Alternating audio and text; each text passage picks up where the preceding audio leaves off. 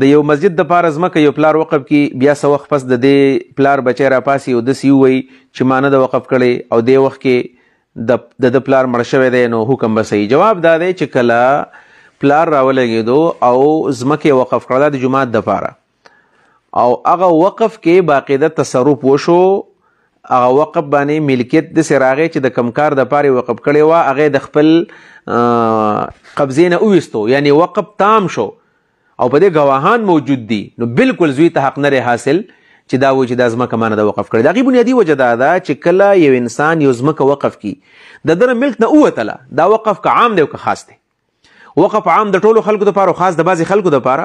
خو د ده د اختیار نه دا ځمکه او دا شی ووتو چې ووتو، اوس چې دا مړ شو نو دغه مال زوی ته نه پاتې کېږي میراث کې، دا وتېرېدی ملک نه. د دې مثال داسې دی، دا جنډه زما ده او دا جنډه ما په 200 روپۍ باندې واغستله، خو بیا مې د خپل شاګرد له ورکړله چې ور مې کړله یا وقف مې کړله چاته چې دا د دفتر دپاره وقف ته، د آفس دپاره وقف ده، زما د ملک نه ووتله. اوس چې زه مرم نو دا زما بچو ته نه پاتې کېږي، ځکه دا زما ده نه، چې زما نه ده نو زما بچو دپاره هم نه ده. لهذا چې پلار کله ځمکه وقف کړې وي نو زوی ته حق نه دی حاصل. دا ډېر زیات بد اخلاقه بچي وي، کله کله د پلار وقف او زه نه منم او پلار څوک دی، زما ځمکه ده، زما د نیکه جایداد دی، نه جي چې کله پلار مړ شوی دی وقف تام شوی دی نو زوی ته حق نه دی حاصل چې دا بیا واپس کړي.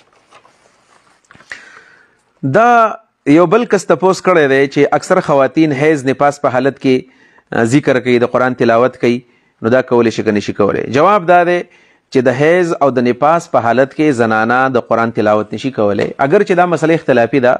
امام بخاری رحمه الله د عبدالله ابن عباس رای ذکر کړی ده چې د قرآن تلاوت هم کولی شي، خو د جمهور علماو رای دا ده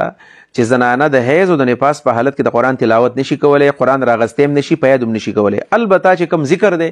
کم د تسبیحات دي، د سبا او د مسا او د سار د ماښام کم تسبیحات دي، نو دغه بالکل کولی شي، ځکه د ذکر په نیت باندې نو که دې کې آیت الکرسي راځي، په دې کې سورة الفاتحه راځي، په دې کې نور داسې ذکر او اذکار راځي چې سار ماښام د هغه معمول دی، نو دا جاري ساتلی شي، په دې پابندي نشته دی.